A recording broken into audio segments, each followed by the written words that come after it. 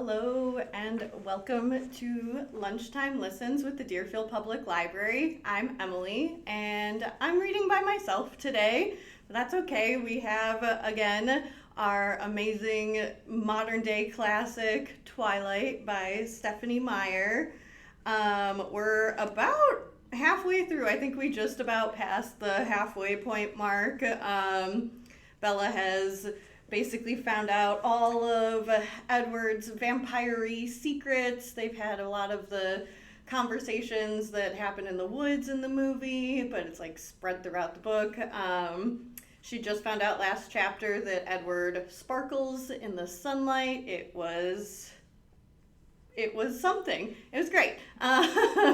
So I'm probably just going to read about one chapter today. It's a slightly long one. I'm on chapter 14, Mind Over Matter. He could drive well when he kept the speed reasonable, I had to admit. Like so many things, it seemed to be effortless to him.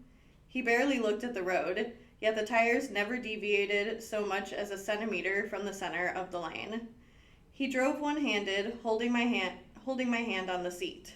Sometimes he gazed into the setting sun, sometimes he glanced at me. My face, my hair blowing out the open window, our hands twined together. Admittedly, this is very sweet. Dang. He had turned the radio to an oldies station, and he sang along with a song I'd never heard. He knew every line. You like 50s music? I asked. Music in the 50s was good, much better than the 60s or the 70s. Ugh, he shuddered. The 80s were bearable. What a hipster. Edward Cullen, the original hipster. Standing by that. Are you ever going to tell me how old you are? I asked tentatively, not wanting to upset his buoyant humor. Does it matter much? His smile, to my relief, remained unclouded. No, but I still wonder, I grimaced. There's nothing like an unsolved mystery to keep you up at night. I wonder if it will upset you, he reflected to himself.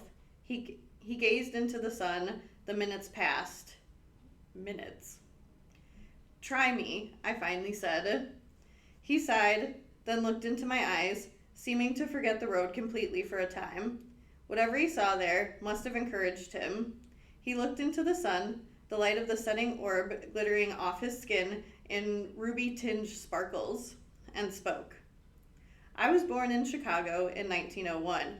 I totally forgot that Edward was a Chicago boy. Oh my gosh. Okay, I admittedly like this like maybe 2% more now. That's really fun. All right, well, let's see how well, to be fair, it is 1901, so probably not completely the same, but let's see how similar Stephanie Meyer can make it. He paused and glanced at me from the corner of his eyes. My face was carefully unsurprised, patient for the rest. He smiled a tiny smile and continued, patient for the rest. He smiled his tiny smile and continued. Carlisle found me in a hospital in the summer of 1918.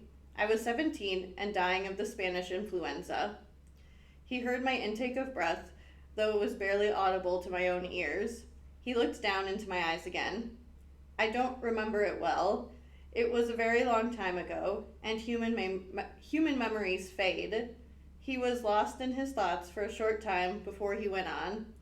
I do remember how it felt when Carlisle saved me. It's not an easy thing, not something you could forget. Your parents? They had already died from the disease. I was alone. That was why he chose me.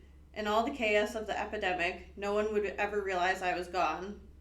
How did he save you? A few seconds passed before he answered. He seemed to choose his words carefully. It was difficult. Not many of us have the restraint necessary to accomplish it, but Carlisle has always been the most humane, the most compassionate of us. I don't think you could find his equal throughout all of history. He paused. For me, it was merely very, very painful. I could tell from the set of his lips he would say no more on the subject.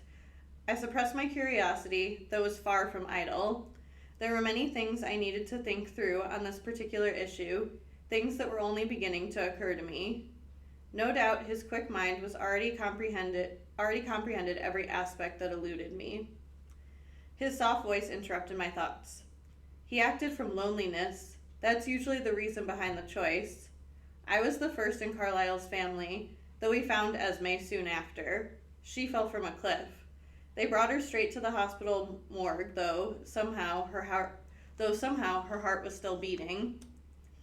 So you must be dying then to become... We never say the word, and I couldn't frame it now. No, that's just Carlisle. He would never do that to someone who had another choice. The respect in his voice was profound whenever he spoke of his father figure. It is easy, he says, though, he continued, if the blood is weak. He looked at the now dark road, and I could feel the subject closing again. And Emmett and Rosalie? Carlisle brought Rosalie to our family next. I didn't realize till much later that he was hoping she would be, to me, what Esme was to him. He was careful with his thoughts around me. He rolled his eyes, but she was never more than a sister. It was only 2 years later that she found Emmett. She was hunting, we were in Appalachia at the time, and found a bear about to finish him off. She carried him back to Carlisle, more than 100 miles, afraid she wouldn't be able to do it herself. I'm only beginning to guess how difficult that journey was for her. He threw a pointed glance at my direction and raised our hands, still folded together, to brush my cheek with the back of his hand.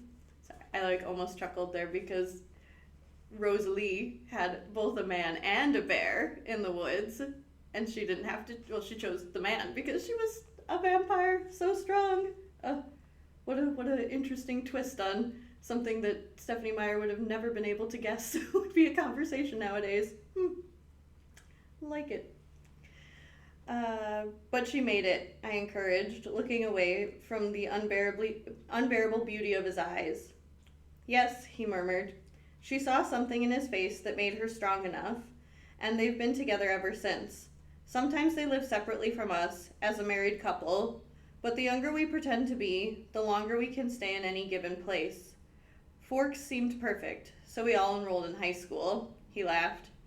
I suppose we'll have to go to their wedding in a few years again.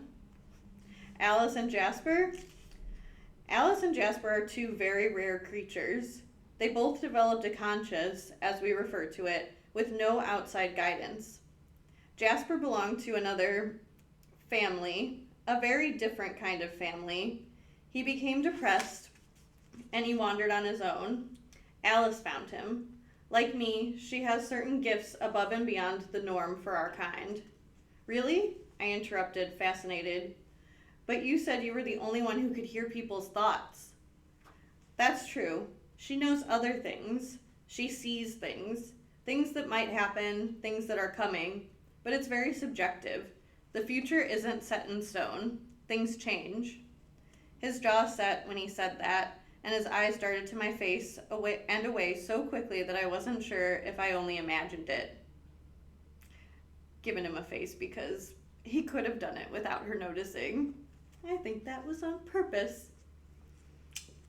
What kinds of things does she see? She saw Jasper, and she knew he was looking for her before he knew it himself. She saw Carlisle and our family, and they came together to find us. She's most sensitive to non-humans. She always sees, for example, when another group of our kind is coming near, and any threat they may pose. Are there a lot of your kind? I was surprised. How many of them could walk among us undetected?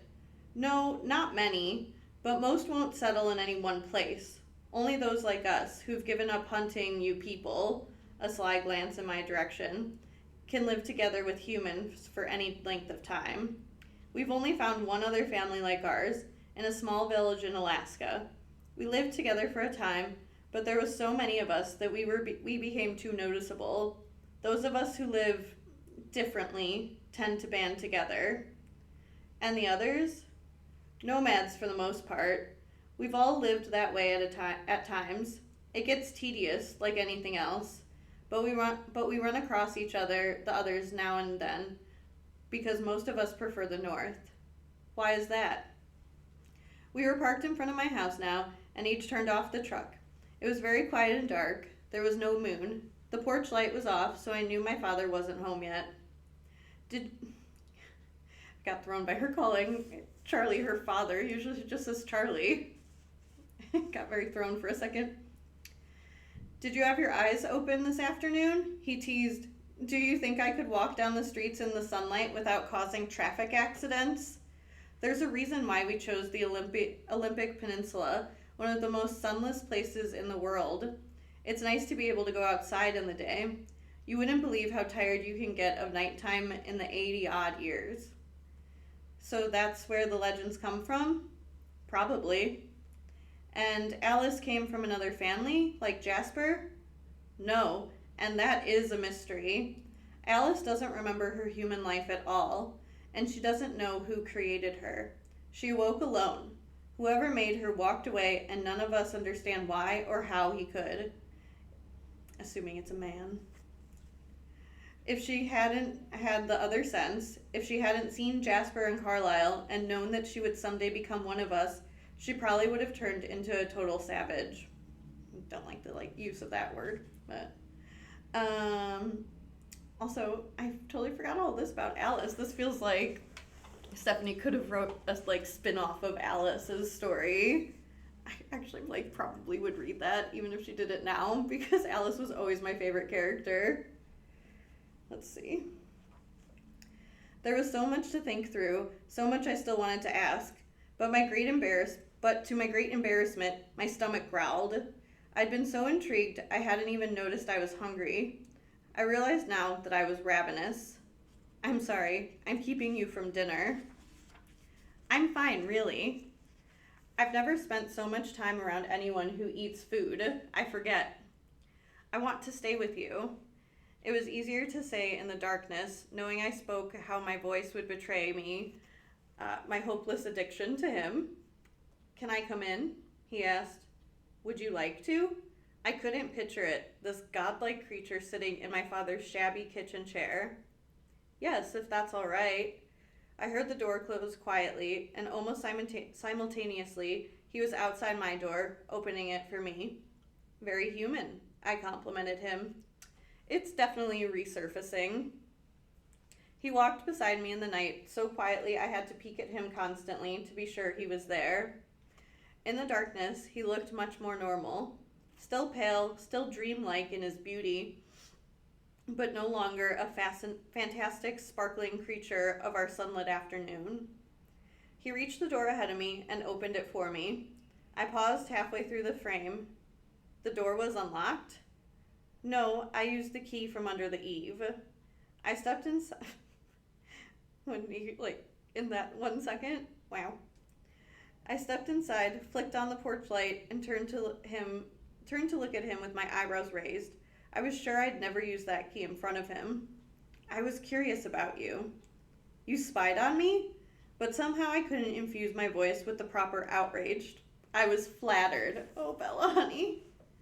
He was unrepentant. What else is there to do at night? I let it go for the moment and went down the hall to the kitchen. He was there before me, needing no guide. He sat in the very chair I'd tried to picture him in. His beauty lit up the kitchen. It was a moment before I could look away. I concentrated on getting my dinner, taking last night's lasagna from the fridge, placing a square on the plate, heating it in the microwave. It revolved, filling the kitchen with the smell of tomatoes and oregano. I didn't take my eyes from the plate of food as I spoke. How often? I asked casually. He sounded as if I had pulled him from some other train of thought. I still didn't turn around. How often do you come here? I come here almost every night. I whirled, stunned. Why? You're interesting when you sleep, he spoke matter-of-factly. You talk. No, I gasped. I'm so mad that that's what she's upset about. No, I gasped, heat flooding my face all the way to my hairline. I gripped the kitchen counter for support. I knew I talked in my sleep, of course. My mother teased me about it. I hadn't thought it was something I needed to worry about here, though. His expression shifted instantly to chagrin. Are you very angry with me? That depends. I felt and sounded like I had the breath knocked out of me. He waited. On, he urged. What you heard, I wailed. Instantly, silently, he was by my side, taking my hands carefully in his. Don't be upset, he pleaded. He dropped his face to the level of my eyes, holding my gaze. I was embarrassed. I tried to look away. You miss your mother, he whispered. You worry about her, and when it rains, the sound makes you restless. You used to talk about home a lot, but it's less often now. Once you said, it's too green. He laughed softly, hoping I could see, not to offend me further. Anything else? I demanded. He knew what I was getting at. You did say my name, he admitted. I sighed in defeat. A lot? How much do you mean by a lot, exactly? Oh no, I hung my head. He pulled me against his chest, softly, naturally. Don't be self-conscious, he whispered in my ear. If I could dream at all, it would be about you, and I'm not ashamed of it. That's very romantic, but wrapped up in a creepy package. Then we both heard the sound of tires on the brick driveway, saw the headlights flash through the front windows, down the hall from us. I stiffened in his arms. Should your father know I'm here? He asked. I'm not sure. I tried to think it through quickly. Another time then. And I was alone. Edward, I hissed. I heard a ghostly chuckle, then nothing else. My father's key turned in the door. Bella, he called. It had bothered me before. Who else would it be? Suddenly, he didn't seem so far off base. Charlie's observant. I'm in here. I hoped he couldn't hear the hysterical edge in my voice. I grabbed my dinner from the microwave and sat at the table as he walked in. His footsteps sounded so noisy after my day with Edward. Can you get me some of that? I'm bushed. He stepped on the heels of his boots to take them off, holding the back of Edward's chair for support. It's Edward's chair now. I took my food with me, scarfing it down as I got his dinner. It burned my tongue. I filled 2 glasses with milk while his lasagna was heating and gulped mine to put out the fire. As I set the glass down, I noticed the milk was trembling and I realized my hand was shaking. Charlie sat in the chair, and the contrast between him and its former occupant was comical. So mean. Thanks, he said as I placed his food on the table. How was your day? I asked.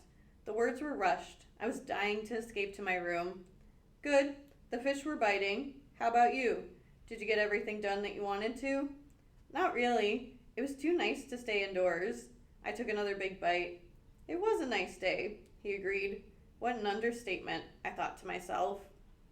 Finished with the last bite of lasagna, I lifted my glass and chugged the remains of my milk. Charlie surprised me by being observant. In a hurry? Yeah, I'm tired. I'm going to bed early. You look kind of keyed up, he noted. Why, oh why, did this have to be his night to pay attention? Do I? Was all I could manage in response. I quickly scrubbed my dishes in the sink and placed them sideways on the dish towel to dry. It's Saturday, he mused. I didn't respond. No plans tonight? He asked suddenly. No, Dad, I just want to get some sleep. None of the boys in town your type, eh? He was suspicious, but trying to play it cool. No, none of the boys have caught my eye yet. I was careful not to overemphasize the word boys in my quest to be truthful with Charlie. Pretty funny. I thought maybe that Mike Newton, you said he was friendly. He's just a friend, Dad. Well, you're too good for him anyway. Wait till you get to college to start looking. Every father's dream, that his daughter will be out of the house before the hormones kick in. Sounds like a good idea to me, I agreed as I headed up the stairs. Night, honey, he called after me. No doubt he would be listening carefully all evening, waiting for me to try to sneak out. See you in the morning, Dad. See you creeping into my room tonight at midnight to check on me. Pretty funny. I'm gonna grab a sip of my drink real quick. Oh, 1 second.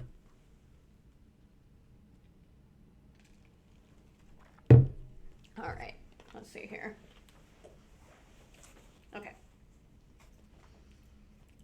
I worked to make my tread sound slow as I tried as I walked up the stairs to my room.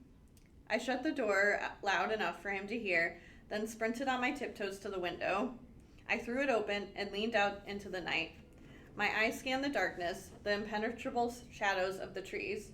"Edward," I whispered, feeling completely idiotic.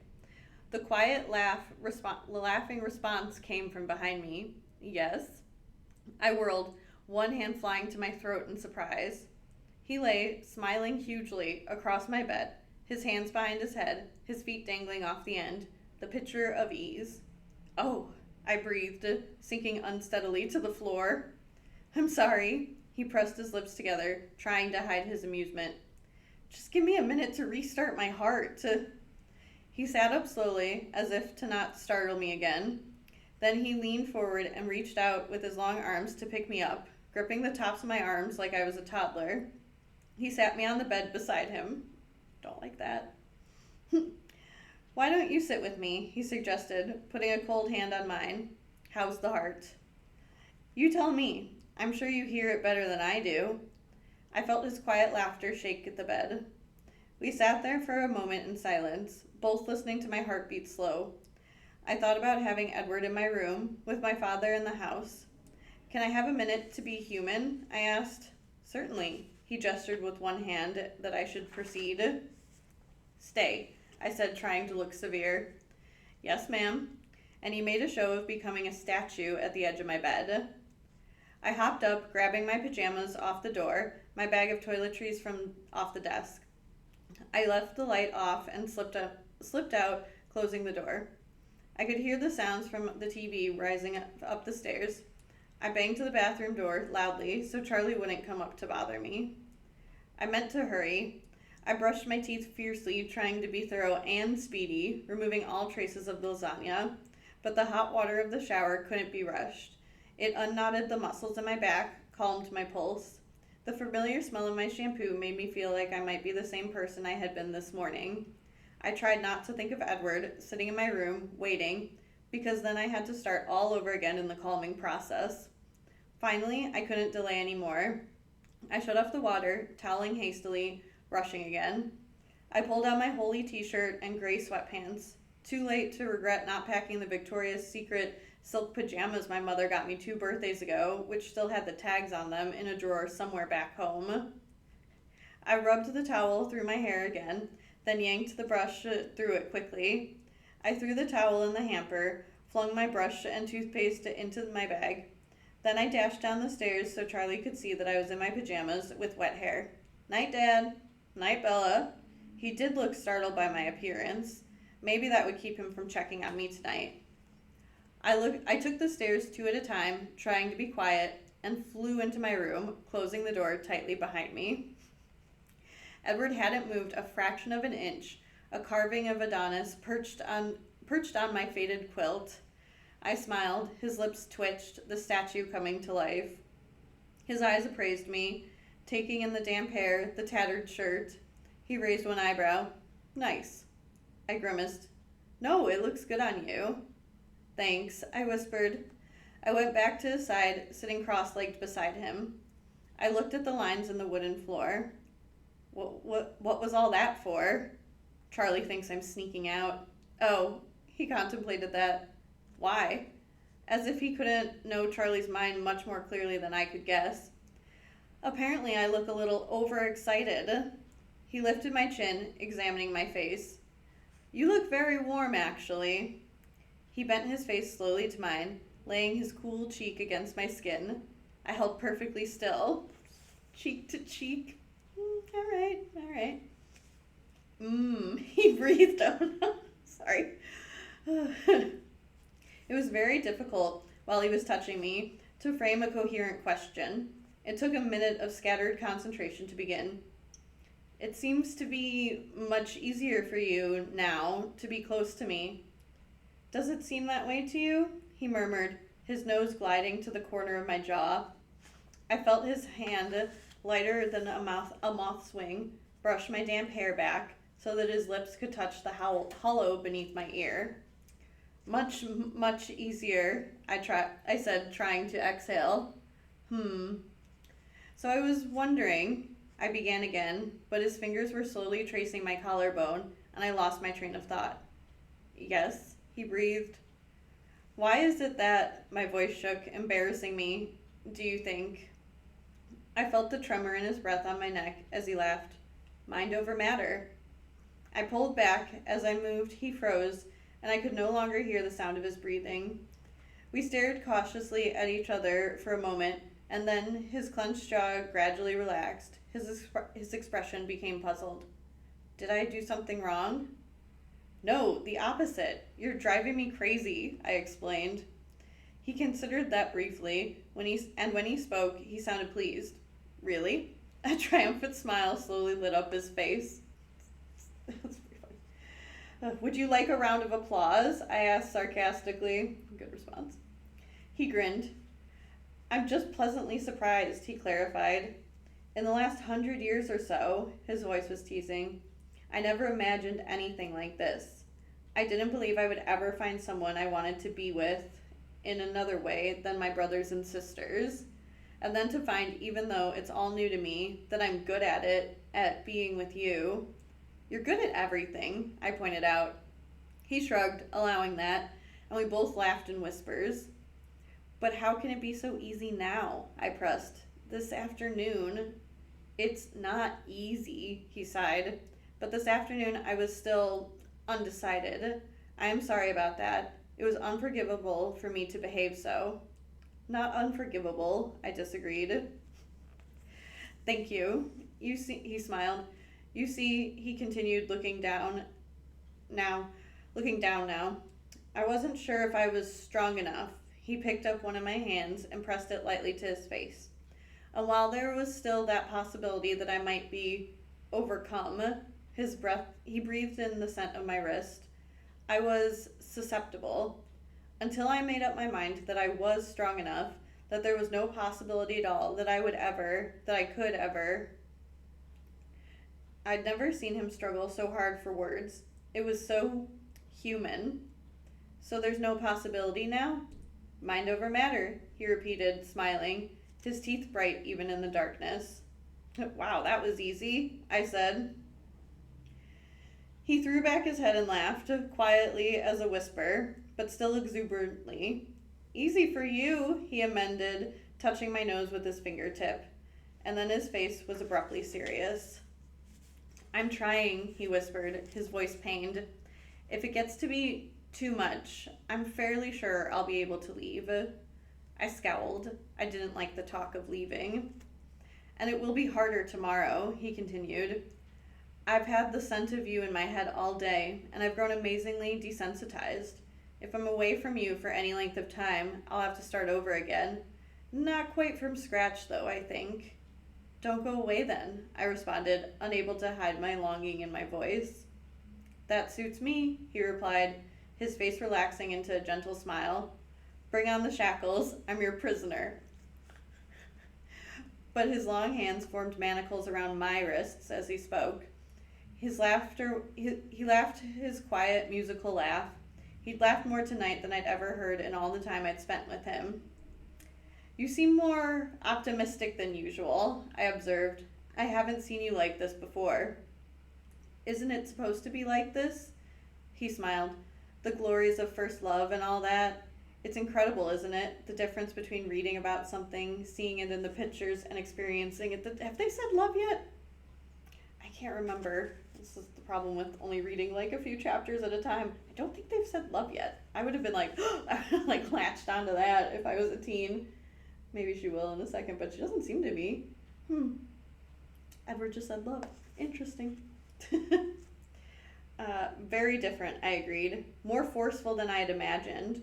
For example, his words flowed swiftly now. I had to concentrate to catch it all. The emotion of jealousy. I've read about it 100,000 times, seen actors portray it in thousands of different plays and movies. I believed I understood that one pretty clearly, but it shocked me, he grimaced. Do you remember the day that Mike asked you to the dance? I nodded, though I remembered that day for a different reason. The day you started talking to me again? I was surprised by the flare of resentment, almost fury, that I felt.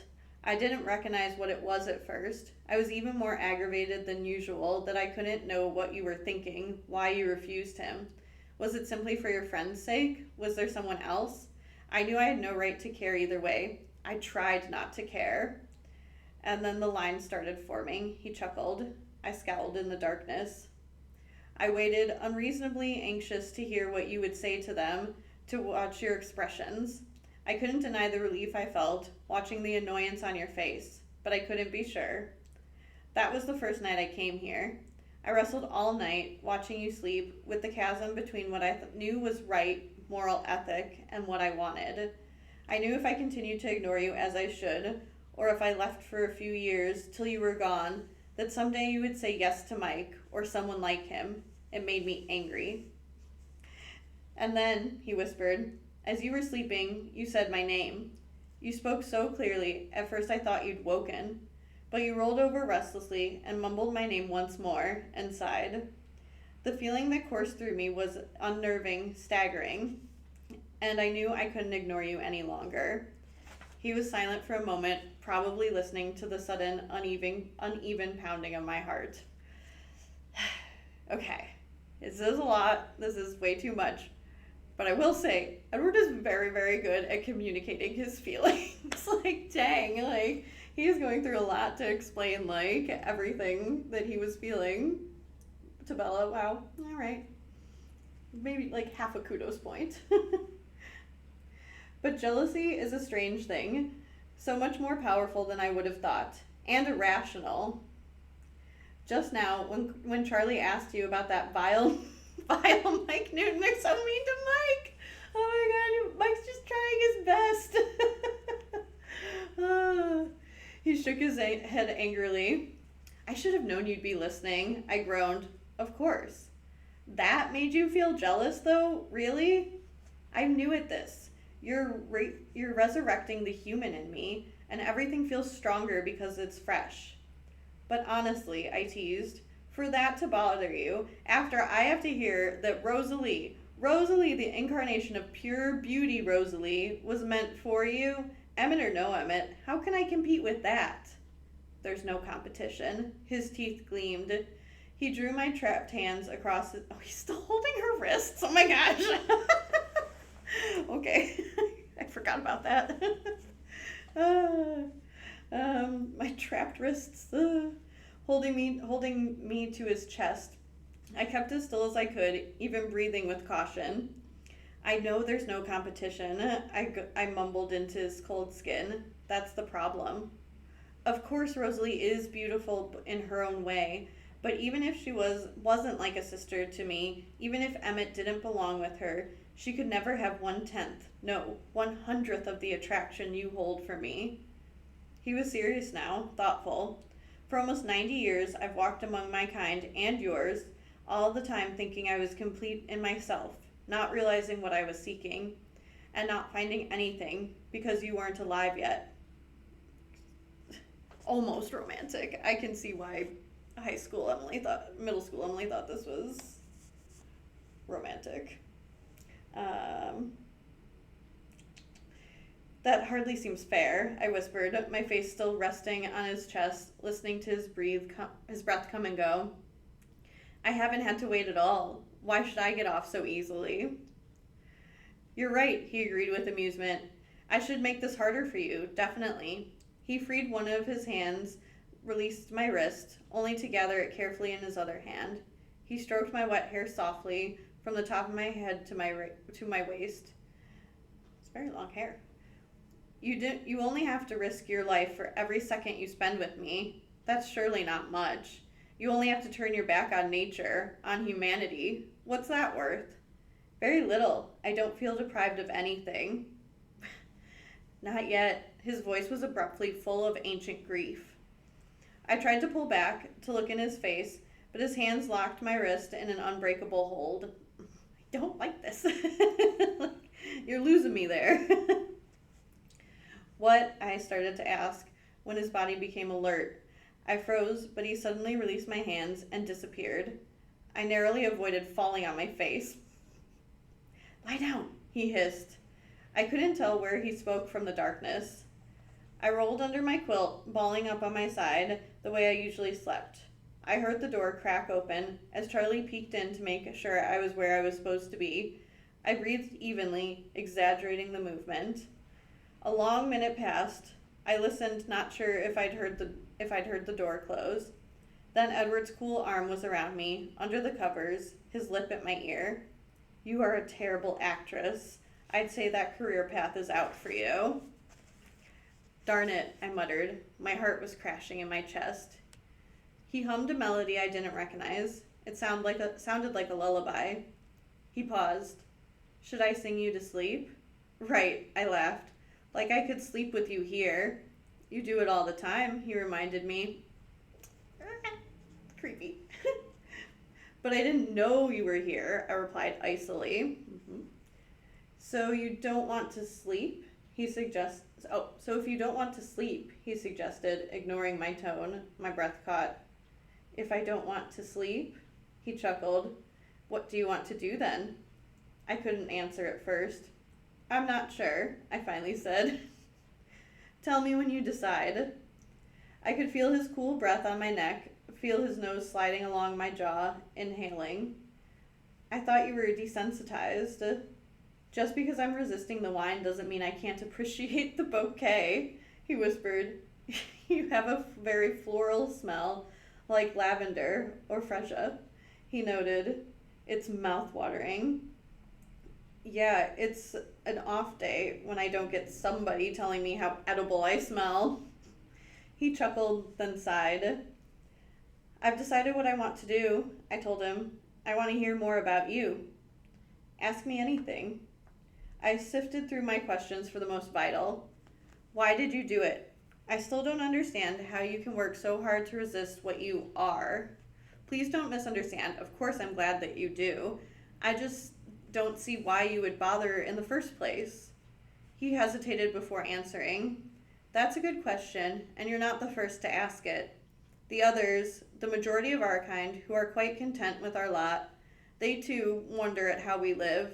But you see, just because we've been dealt a certain hand, it doesn't mean we can't choose to rise above, to conquer the boundaries of a destiny that none of us wanted, to try to retain whatever essential humanity we can. I lay unmoving, locked in awed silence. Did you fall asleep? He whispered after a few minutes. No. Is that all you were curious about? I rolled my eyes. Not quite. What else did you want to know? Why can you read minds? Why only you? And Alice, seeing the future. Why does that happen? I felt him shrug in the darkness. We don't really know. Carlyle has a theory. He believes that we all bring something of our strongest human traits with us into the next life, where they are intensified, like our minds, our senses. He thinks that I must have already been very sensitive to the thoughts of those around me, and Alice had some precognition wherever she was. What did he bring into the next life, and the others? Carlyle brought his compassion. Esme brought her ability to love passionately. Very similar stuff. Emmett brought his strength. Rosalie, her tenacity. Or you could call it pig-headedness. He chuckled. Jasper is very interesting. He was quite charismatic in his first life, able to influence those around him to see things his way. That's sus, knowing what we know about Jasper's past from later in the book. Now he's able to manipulate the emotions of those around him, calm down a room of angry people, for example, or excite a lethargic crowd, conversely. It's a very subtle gift. It's still creepy. It doesn't seem very subtle to me. I considered the impossibilities he described, trying to take it in. He waited patiently while I thought. So where did it all start? I mean, Carlyle changed you, and then someone must have changed him, and so on. Well, where did you come from? Evolution? Creation? Couldn't we have all evolved the same way as other species, predator and prey? Or if you don't believe that all this, But if you don't believe that all this world could have just happened on its own, which is hard for me to accept myself, it's so hard to believe that the same force that created the delicate angelfish with the shark, the baby seal, and the killer whale could create both our kinds together. That whole paragraph was way too much. Very, like, philosophy and too much. Let me get this straight. I'm the baby seal, right? Right. He laughed, and something touched at my hair. His lips. I wanted to turn towards him to see if it was really his lips against my hair, but I had to be good. I didn't want to make this any harder for him than it already was. Are you ready to sleep? He asked, interrupting the short silence. Or do you have more questions? Only a million or two. We have tomorrow, and the next day, and the next, he reminded me. I smiled, euphoric at the thought. That is nice. Are you sure you won't vanish in the morning? I wanted to be certain. You are mythical, after all. I won't leave you. His voice had the seal of a promise in it. One more then tonight, and I blushed. The darkness was no help. I'm sure he could feel the sudden warmth under my skin. What is it? No, forget it. I changed my mind. Bella, you can ask me anything. I didn't answer, and he groaned. I keep thinking it will get less frustrating, not hearing your thoughts, but it just gets worse and worse. Wah, wah, wah. I'm glad you can't read my thoughts. It's bad enough that you eavesdrop on my sleep talking. Please? His voice was so persuasive, so impossible to resist. I shook my head. If you don't tell me, I'll just assume it's something much worse than it is, he threatened darkly. Please? Manipulative. Again with the pleading voice. Well, I began, glad he couldn't see my face. Yes? You said that Rosalie and Emmett will get married soon. Is that marriage the same as it is for humans? He laughed in earnest now, understanding. Is that what you're getting at? I fidgeted, unable to answer. Yes, I suppose it's much the same. I told you, most of the human desires are there, just hidden behind more powerful desires. Oh, was all I could say. Was there a purpose behind your curiosity? Well, I did wonder about you and me someday. He was instantly serious. I could tell by the sudden stillness of his body. I froze too, reacting automatically. I don't think that would be possible for us, because it would be too hard for you if I were that close. Close. That's certainly a problem, but that's not what I was thinking of. It's just that you are so soft, so fragile. I have to mind my actions every moment that we're together so that I don't hurt you. I could kill you quite easily, Bella, simply by accident. His voice had become a soft murmur. He moved his icy palm to rest it against my cheek. If I was too hasty, for 1 second I wasn't paying enough attention, I could reach out, meaning to touch your face, and crush your skull by mistake. Really painted a picture with that one. Thanks, Edward. Whew. You don't realize how incredibly breakable you are. I can never afford to lose any control when I'm with you. He waited for me to respond, growing anxious when I didn't. Are you scared? He asked. Should be. No, I waited a minute to answer so the words would be true. No, I'm fine, of course. He seemed to deliberate for a moment. I'm curious now, though, he said, his voice light again. Have you ever? He trailed off suggestively. Of course not, I flushed. I told you I've never felt like this about anyone before, not even close. I know. It's just that I know other people's thoughts. I know love and lust don't always keep the same company. They do for me. Now anyway, that they exist for me at all. That's nice. We have one thing in common at least. He sounded satisfied. Your human instincts, I began. He waited. Well, do you find me attractive in that way at all? Oh, bless her. She's being brave. I should give her that. This is hard, probably. Okay. He laughed lightly, rumpled my nearly dry hair. I may not be human, but I am a man, he assured me. I yawned involuntarily. What timing for that? I've answered your questions. Now you should sleep, I insisted. I'm not sure if I can. Do you want me to leave? No, I said too loudly. He laughed, then began to hum the same unfamiliar lullaby, the voice of an archangel, soft in my ear. More tired than I realized, exhausted from the long day of mental and emotional stress like I'd never felt before, I drifted to sleep in his cold arms. What a chapter, folks. That was fun. I will leave us at that.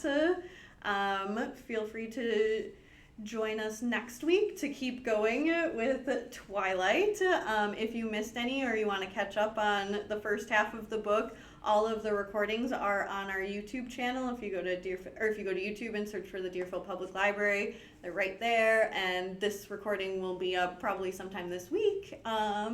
With that, I hope to see you next week.